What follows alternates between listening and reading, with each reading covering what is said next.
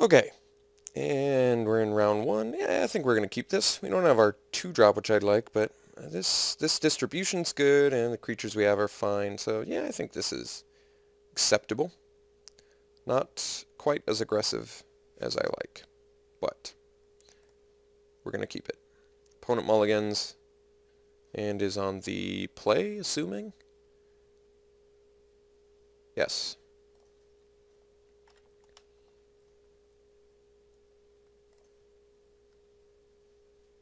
Okay.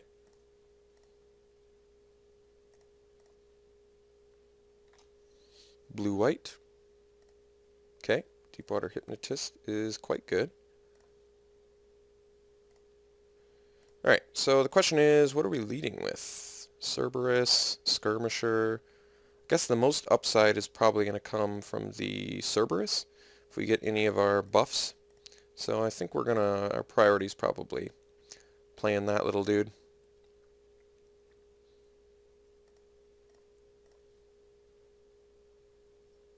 Although, the thing is, if we play Flamespeaker Adept, he can't attack with Hypnotist, even after he weakens it, without buffing it. So, I guess we do actually. Let's open with the Adept instead. Change my mind.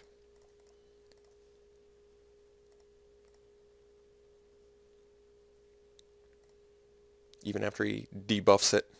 This card's been pretty intriguing.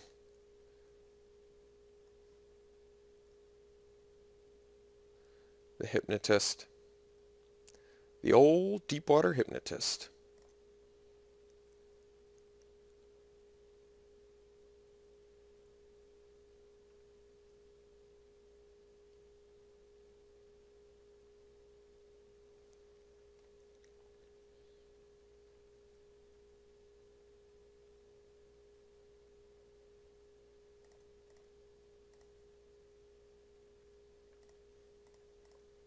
I'll let him use a trick.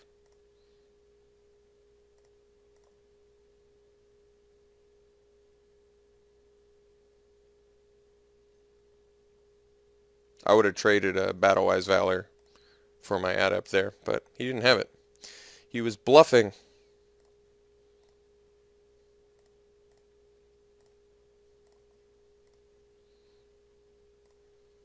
Alright, can't block this time, but I actually kind of like the race here a little bit. Especially since next turn I could theoretically tap down a blocker, but...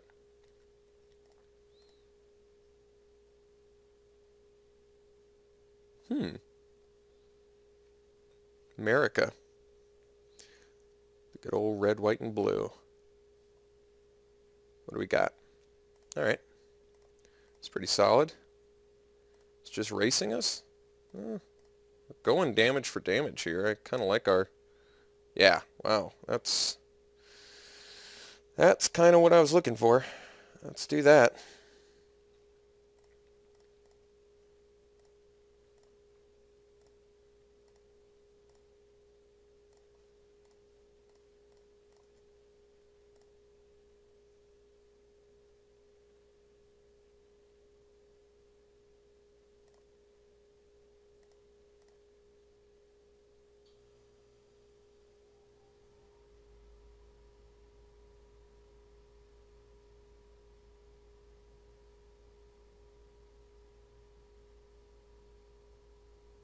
Skirmisher puts him in a kind of an awkward spot. So if he's got removal, he's got a couple solid targets. I guess he kind of has to remove the Cerberus right now.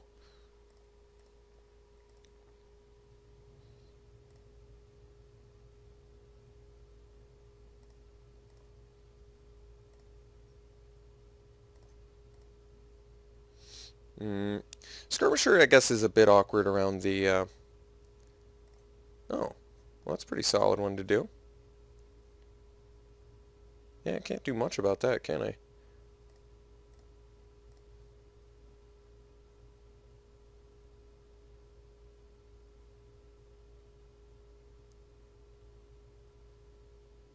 Guess we're still fine.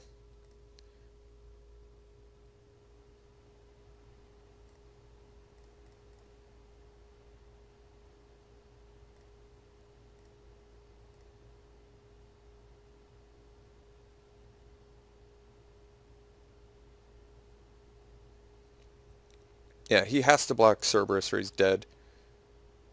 Alright, so he's just going to die, I guess. So, buff it 2, he takes 10, 12 total. He's done. Alright, so blue, white, red. I almost want to run the Peak Eruption. Taking care of his red seems like it's going to be good.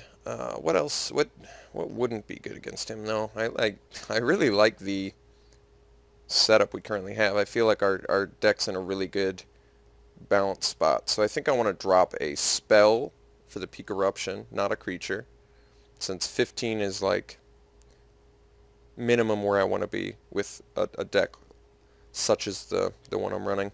I mean, I could cut the Dragon Mantle. It's probably the weakest of the non-creature spells.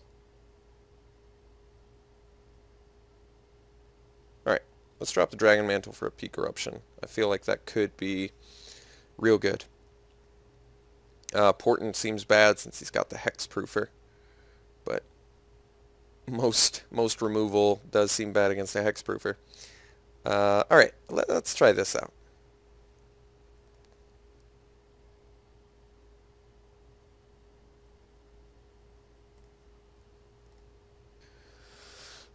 Alright, well, this is definitely a good hand.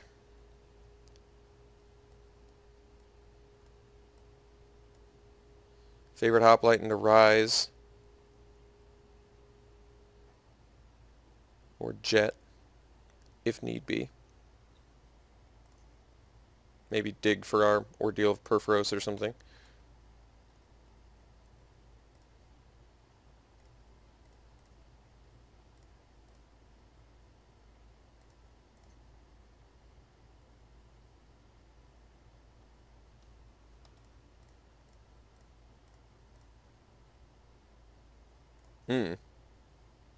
So I could rise to the challenge now and what, deal 4, end up with a 2-3, 2 cards in.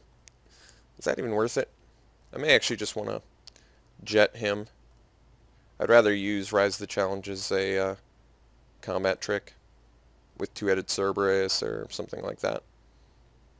I mean, theoretically I can actually magma jet my own hoplite.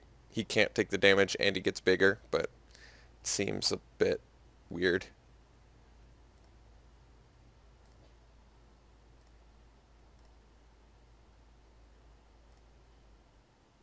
I could jet him now just to dig for a card that can hit my dude. But it might not even be worth it to do that. Just to dig for like a Titan Strength or something. That's actually not the worst idea I've ever had, but it seems a bit of a waste just to scry 2 and deal 2 to him. So let's, we're not in a huge hurry yet. I mean, we are an aggressive deck, but we're an aggressive deck with a good late game plan too, so. Alright, so we just play the land, we swing. Seriously doubt he blocks. Yeah. And then we'll follow up with a Cerberus.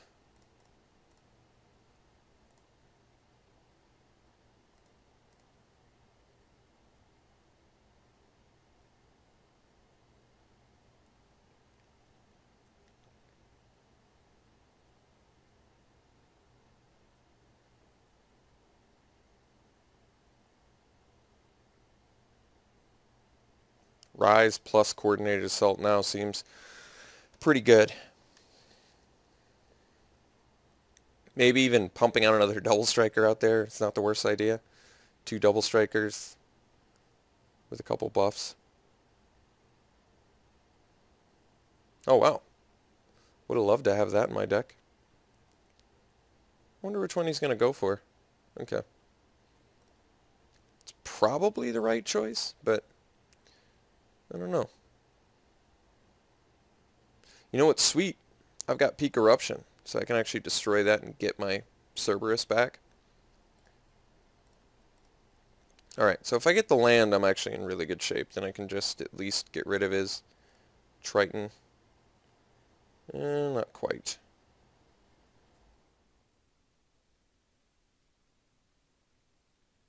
So this is going to become a 4-5. So if I rise the challenge, it comes 4, and then I have to assault. Ugh. Ugh. Seems really awkward.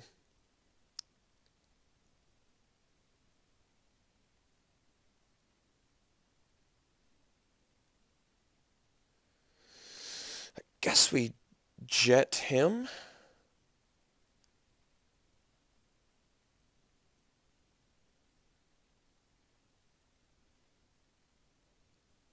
All right, I've actually got an idea of what we can do. All right, so I think we uh, coordinated assault our guy plus jet his guy after we deal the first strike damage. And then that'll add up to 5 if I did my math right. +1, +1, so that's 3, 5.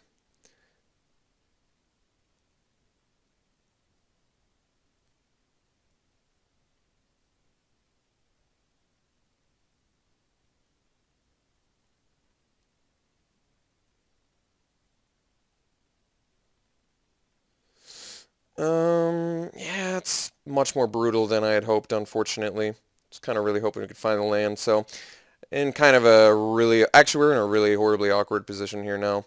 Um, I've got to take the damage. He's going to get the value off the ordeal. I didn't get the land from for the divine verdict, so that put us a little bit further behind than I could have,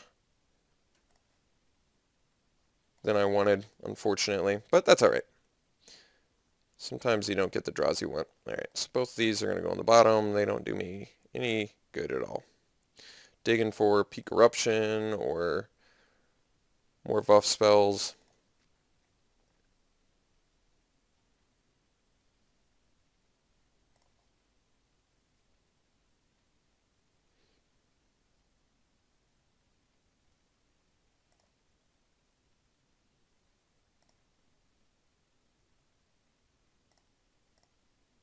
Yeah, getting the land there would have actually... Well, I guess it would have been too late anyway. So I've got a 6 toughness guy. I mean, clearly I have to kill him. Yeah, but he gets to draw too, which is terrible too.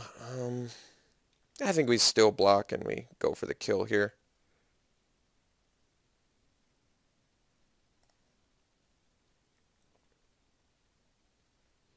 Right? For 5 plus assault 6. Use 2 spells to take care of, like, it's actually hilarious how far that sets me behind. uh, I have to though. I can't even. The sad part is I can't even wait for a divine verdict anymore because I've taken too much damage and he almost assuredly has a follow-up play here. So I think I have to Titan Strength plus Coordinated Assault, which I really don't want to do, but I don't think I've got a choice. I can't really afford to take 5 here and let him progress the board more.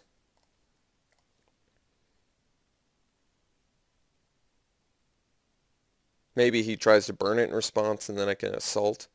That would be cool.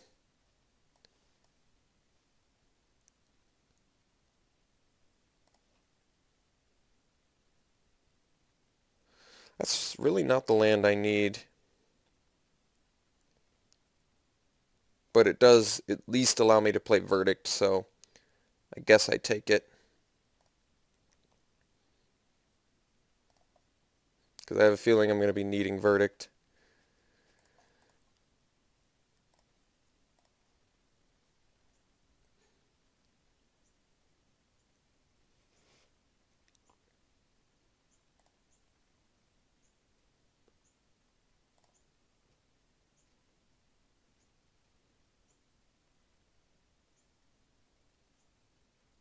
Alright, that's not the end of the world, actually.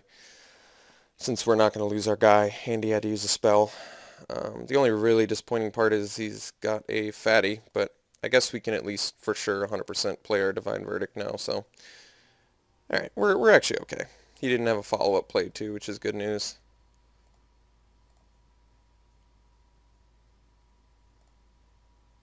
We've just got our mana busy.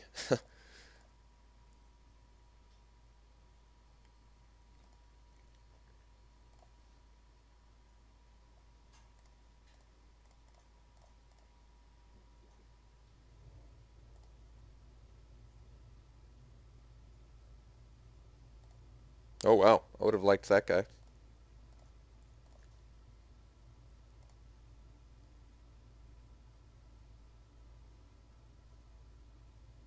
Huh.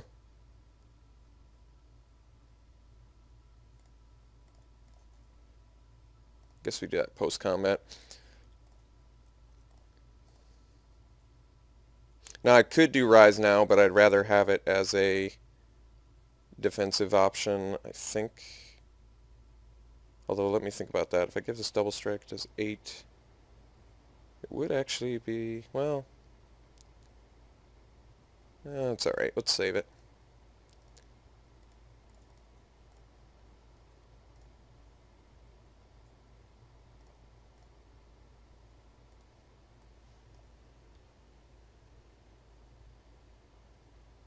Five cards to our 2. Eek.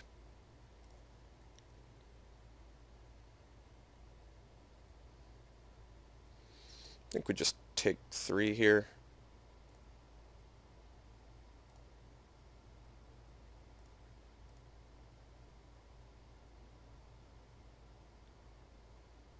Alright.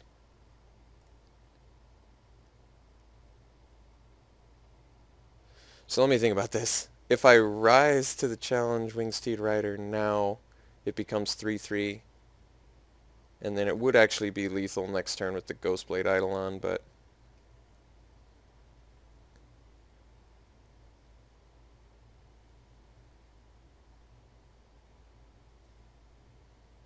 that might be the right choice, believe it or not. And just bank on getting the land? Is that right? So we can bestow?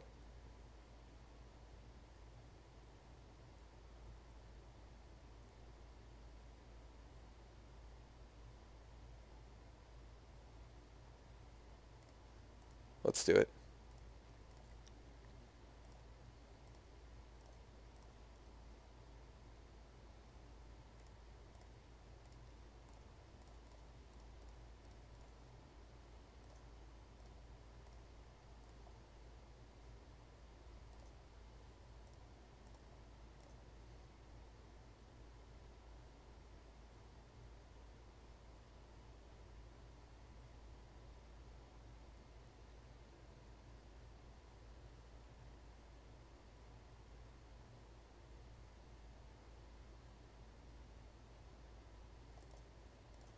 Alright, well, got there. See you round 2.